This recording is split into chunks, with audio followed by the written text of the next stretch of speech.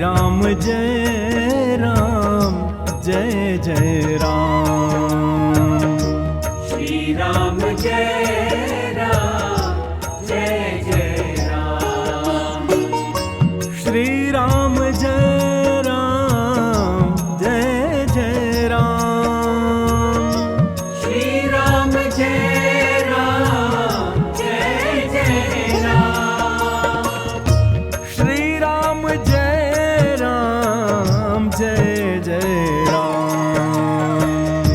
श्री राम जय राम जय जय राम। श्री राम जय राम जय जय राम। श्री राम जय राम जय जय राम। श्री राम जय राम जय जय राम। श्री राम जय राम जय जय राम। श्री राम जय राम जय जय राम।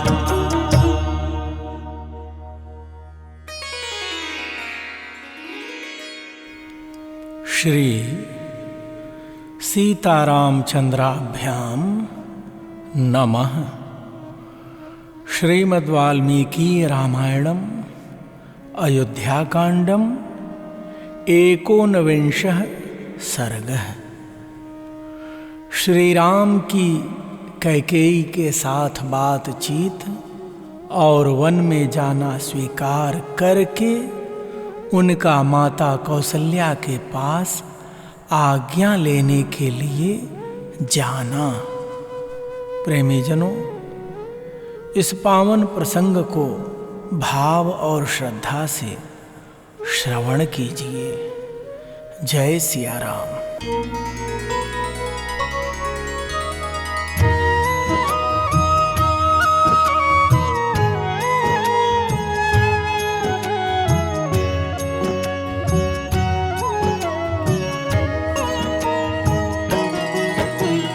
तदप्रियम् अमित्रघ्नो वचनं मरणोपमं श्रुत्वा न विव्यथे रामः कैकेयीं चेदमब्रवीत् एवमस्तु गमिष्यामि वनं वस्तुमहं त्वितः जटाचीरधरो राज्ञः प्रतिज्ञाम् अनुपालयन्। भक्तजनों, कैकेयी के अप्रिय तथा मृत्यु के समान कष्टदायक वचन सुनकर भी शत्रुसूदन श्री राम व्यथित नहीं हुए। उन्होंने कैकेयी से इस प्रकार कहा, माँ, बहुत अच्छा, ऐसा ही हो।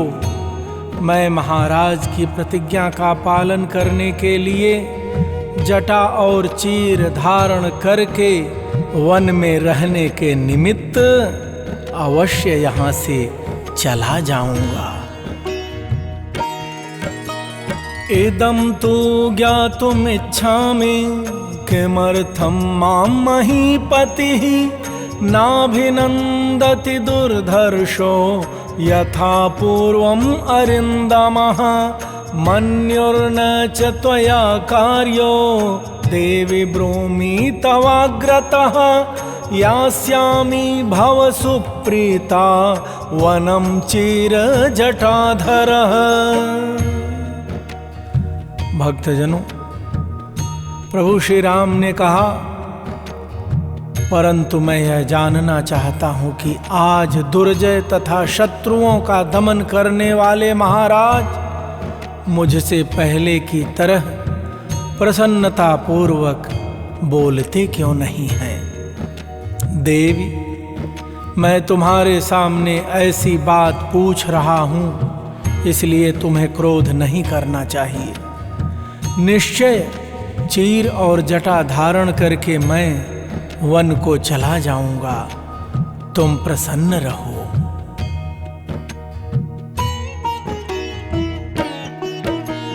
हितेन गुरुणा पित्रा कृतज्ञेन नृपेण च नियुज्यमानो विस्त्रब्धः किं न कुर्यामहं प्रियं अलीकं मानसं त्वेकं हृदयं दहते मम स्वयं यन्नाहमां राजा भरतस्याभिषेचनम्। प्रेमी जनों, राम जी ने कहा, राजा मेरे हितैषी, गुरु, पिता और कृतज्ञ हैं। इनकी आज्ञा होने पर मैं इनका कौन सा ऐसा प्रिय कार्य है जिसे निःशंक होकर न कर सकूं। किंतु मेरे मन को एक ही हार्दिक दुख अधिक जला रहा है कि स्वयं महाराज ने मुझसे भरत के अभिषेक की बात नहीं कही।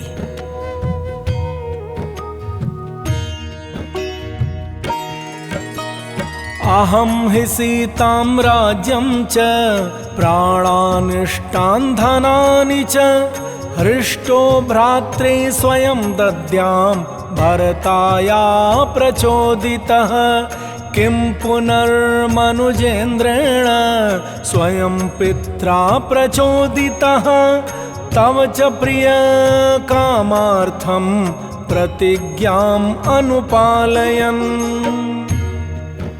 प्रेमी जनों, भगवान श्री राम कह रहे हैं, मैं केवल तुम्हारे कहने से भी अपने भाई भरत के लिए इस राज्य को, सीता को, प्यारे प्राणों को तथा सारी संपत्ति को भी प्रसन्नता पूर्वक स्वयं ही दे सकता हूँ। फिर यदि स्वयं महाराज मेरे पिताजी आज्ञा दें और वह भी तुम्हारा प्रिय कार्य करने के लिए, तो मैं प्रतिज्ञा का पालन करते हुए उस कार्य को क्यों नहीं करूँगा। तथा श्वासय ह्रीमन्तं किं त्विदं यन्महीपतिः वसुधासक्तनयनो मन्दं श्रोणि मुञ्चति गच्छन्तु चैवानयितुं दूताः शीघ्रजवैर्हयैः भरतं मातुलकुलात् अद्यैव नृपशासनात्। भक्तजनों, राम जी ने कहा, तुम मेरी ओर से विश्वास दिलाकर इन लज्जाशील महाराज को आश्वासन दो। ये पृथ्वीनाथ पृथ्वी की ओर दृष्टि किए धीरे धीरे आंसू क्यों बहा रहे हैं। आज ही महाराज की आज्ञा से दूत शीघ्रगामी घोड़ों पर सवार होकर भरत को मामा के यहाँ से बुलाने के लिए चले जाएं।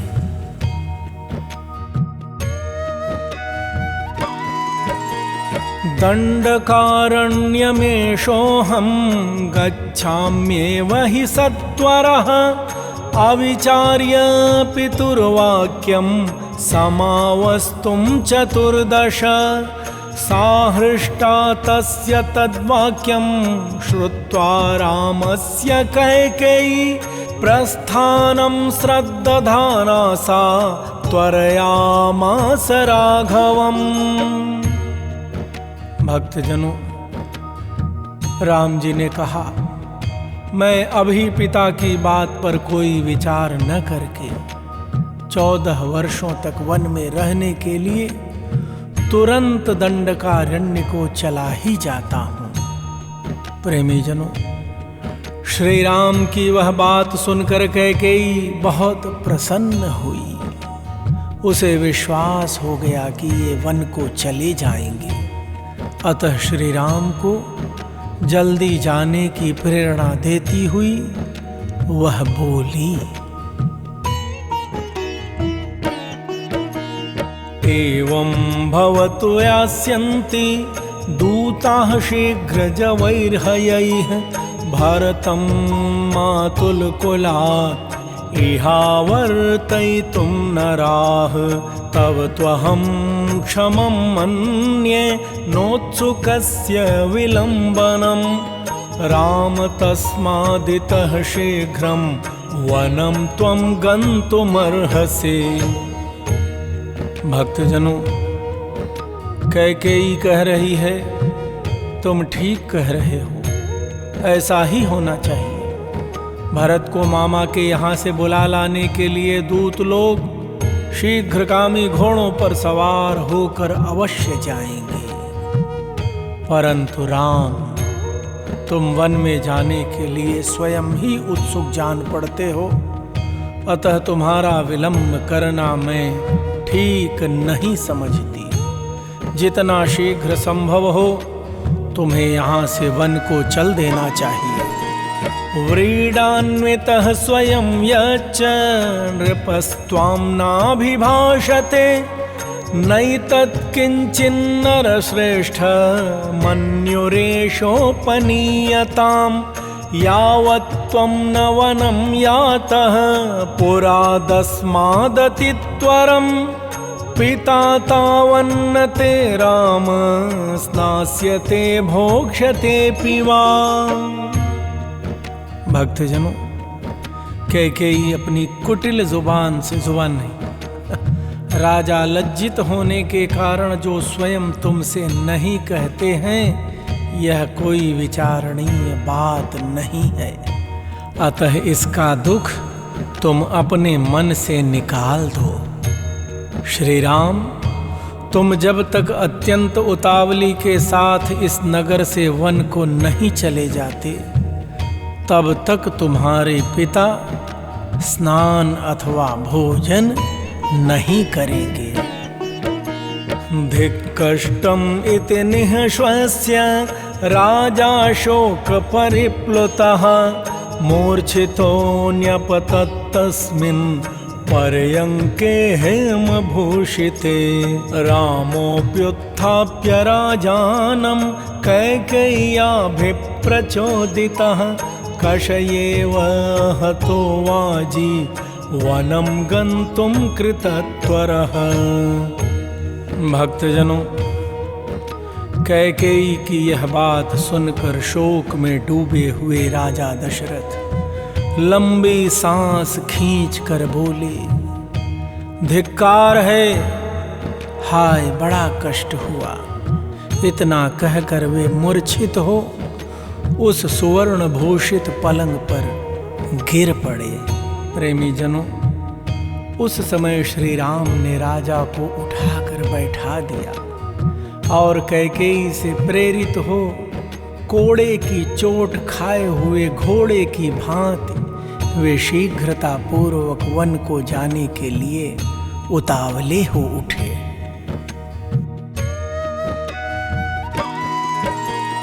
तदप्रियम् अनार्याया वचनं दारुणोदयम्, श्रुत्वा गतव्यथो रामः कैकेयीं वाक्यमब्रवीत्, नाहमर्थपरो देवी लोकमावस्तुमुत्सहे, विद्धि मां ऋषिभिस्तुल्यं विमलं धर्ममास्थितम्। भक्तजनों, अनार्या कैकेयी के उस अप्रिय एवं दारुण वचन को सुनकर भी श्री राम के मन में व्यथा नहीं हुई।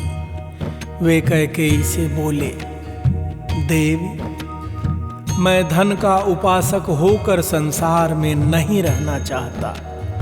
तुम विश्वास रखो, मैंने भी ऋषियों की ही भांति निर्मल धर्म का आश्रय ले रखा है।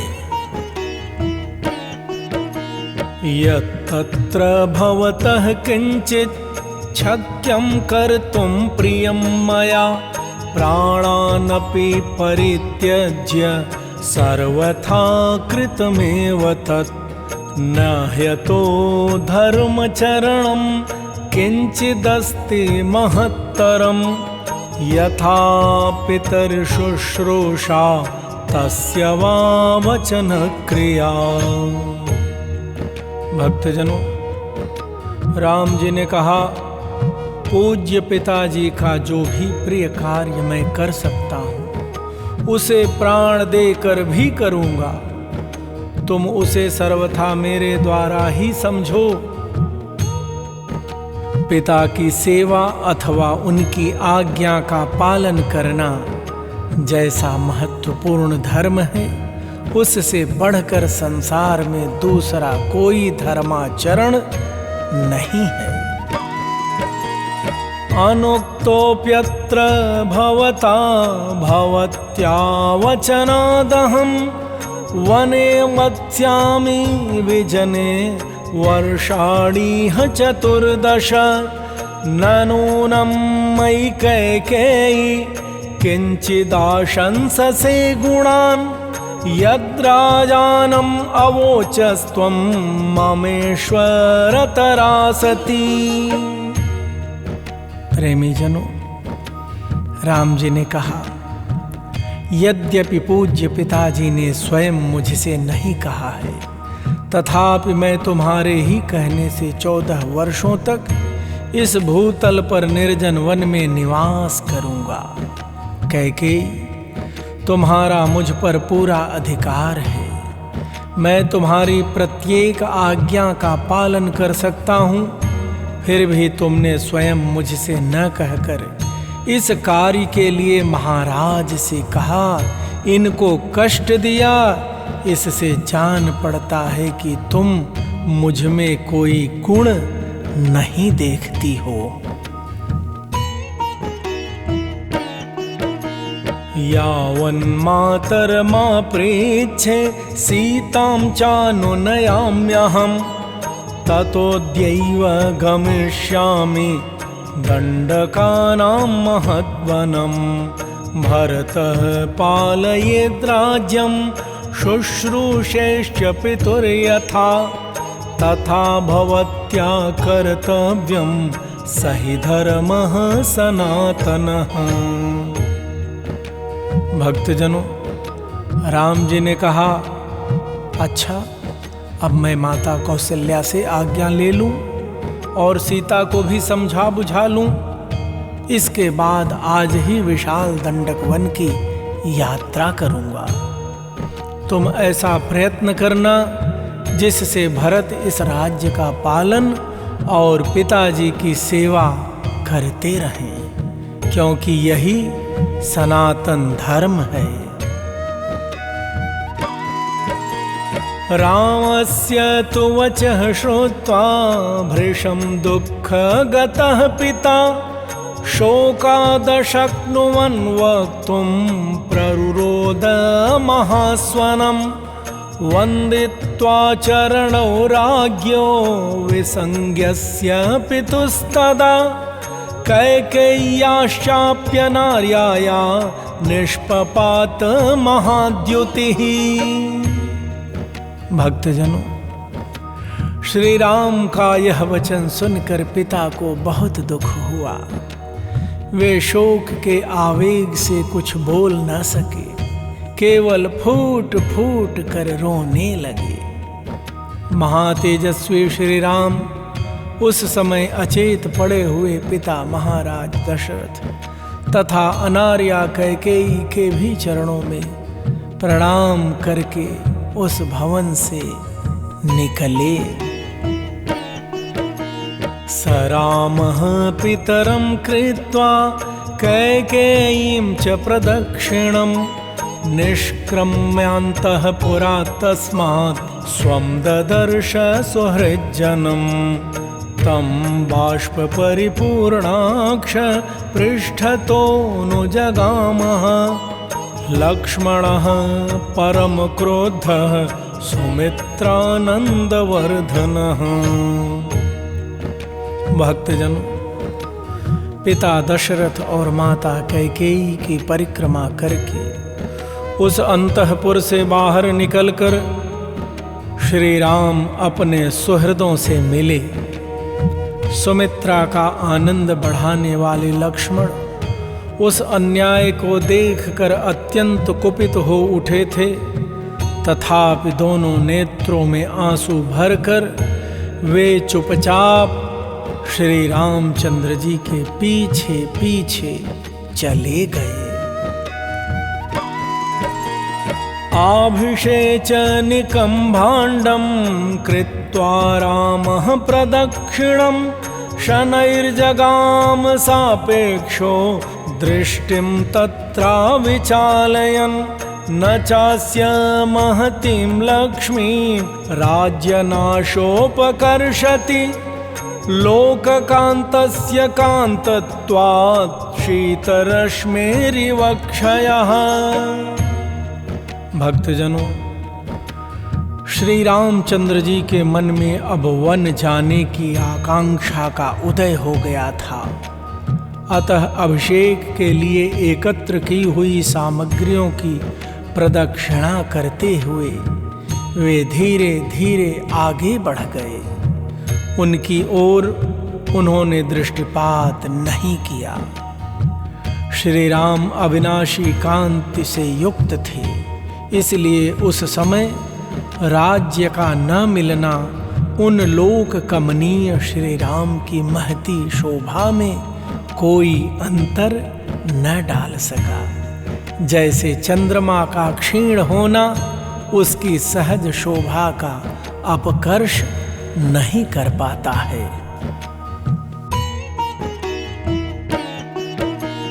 न वनं गन्तुकामस्य त्यजतश्च वसुन्धरां सर्वलोकातिगस्येव लक्ष्यते चित्तविक्रिया प्रतिषिध्य शुभं छत्रं व्यजने च स्वलङ्कृते विसर्जयित्वा स्वजनं रथं पौरांस्तथा जनान्। प्रेमी जनों, वे वन में जाने को उत्सुक थे और सारी पृथ्वी का राज्य छोड़ रहे थे, फिर भी उनके चित्त में सर्वलोकातीत जीवन मुक्त महात्मा की भांति कोई विकार नहीं देखा गया। श्री राम ने अपने ऊपर सुंदर छत्र लगाने की मनाही कर दी। डुलाए जाने वाले सुसज्जित चंवर भी रोक दिए। वे रथ को लौटाकर स्वजनों तथा पुरवासी मनुष्यों को भी विदा कर दिए। धारयन् मनसा दुःखम् इन्द्रियाणि निगृह्य च प्रविवेशात्मवान् वेश्म मातुरप्रियशंसिवान् सर्वोऽप्यभिजनः श्रीमान् श्रीमतः सत्यवादिनः नालक्षयत रामस्य कंचिदाकारमानने। भक्तजनों, राम जी ने रथ को लौटाकर स्वजनों तथा पुरवासी मनुष्यों को विदा करके आत्मीय जनों के दुख से होने वाले दुख को मन में ही दबाकर इंद्रियों को काबू में करके यह अप्रिय समाचार सुनाने के लिए माता कौशल्या के महल में गए। उस समय उन्होंने मन को पूर्णतः वश में कर रखा था। जो शोभाशाली मनुष्य सदा सत्यवादी श्रीमान राम के निकट रहा करते थे, उन्होंने भी उनके मुख पर कोई विकार नहीं देखा। उचितं च महाबाहुर्न जहौ हर्षमात्मवान् शारदः समुदीर्णांशुः चन्द्रस्तेज इवात्मजम् वाचा मधुरया रामः सर्वं सम्मानयञ्जनं मातुः समीपं धर्मात्मा प्रविवेश महायशाः तं गुणैः समतां प्राप्तो भ्राता विपुलविक्रमः सौमित्रिः अनुवव्राज धारयन् दुःखमात्मजम्। भक्तजनों, मन को वश में रखने वाले महाबाहु श्री राम ने अपनी स्वाभाविक प्रसन्नता उसी तरह नहीं छोड़ी थी जैसे शरत काल का उदीप्त किरणों वाला चंद्रमा अपने सहज तेज का परित्याग नहीं करता। भक्तजनों, महायशस्वी धर्मात्मा श्री राम मधुर वाणी से सब लोगों का सम्मान करते हुए अपनी माता के समीप गए। उस समय गुणों में श्री राम की ही समानता करने वाली महापराक्रमी भ्राता सुमित्रा कुमार लक्ष्मण भी अपने मानसिक दुख को मन में ही धारण किए हुए श्री राम के पीछे पीछे गए।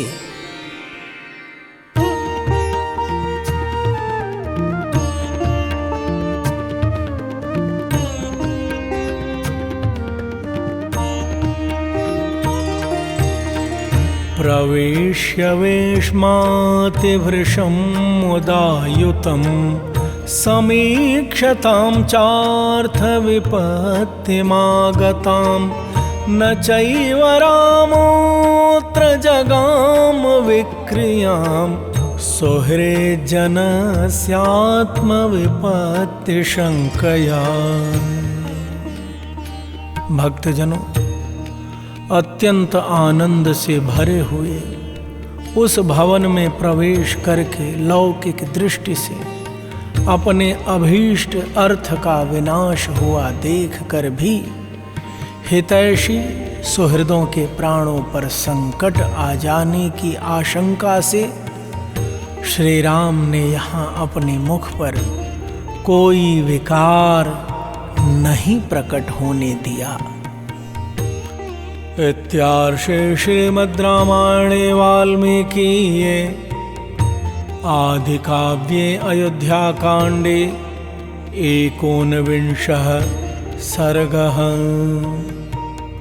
इस प्रकार श्री वाल्मीकि निर्मित आर्ष रामायण आदि काव्य के अयोध्या कांड में 19वां सर्ग पूरा हुआ। श्री रामलला विराजमान सरकार श्री अयोध्यानाथ आप सबका सदा सर्वदा कल्याण करें। आप सभी प्रभु प्रेमियों को प्रेम प्रकाश दुबे का सादर जय सिया राम। श्री राम जय राम जय जय राम। श्री राम जय राम जय जय राम। श्री राम जय राम जय जय राम। श्री राम जय राम जय जय राम। श्री राम जय राम जय जय राम। श्री राम जय राम जय जय राम। श्री राम जय राम जय जय राम। श्री राम जय राम जय जय राम। श्री राम जय राम जय जय राम। श्री राम जय राम जय जय राम। श्री राम जय राम जय जय राम। श्री राम जय राम जय जय राम। श्री राम जय राम जय जय राम। श्री राम जय राम जय जय राम। श्री राम जय राम जय जय राम। श्री राम जय